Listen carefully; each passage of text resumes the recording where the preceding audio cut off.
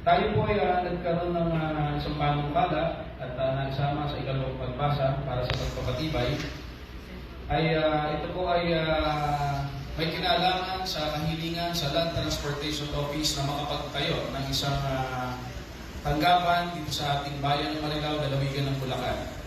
Sapagkat marami sa ating mga kababayan na nagnanais kumuha ng student permit, driver's license, or gusto magpa-renew ng lisensya na nagpupunta pa sa karating bayan at sa ibang lugar. So, naisip po ng inyong lingkod na humiling sa Land Transportation Office na makapaglagay ng isang tanggapan ng LTO dito sa ating bayan dahil sabi nga sa isang kasabihan na improves mobility, leads to productivity. Ang ibig sabihin, kung ikaw ay may lisensya, madali kang makakapunta sa kahit saan, ikaw ay magiging produktibo na isang mamamayan.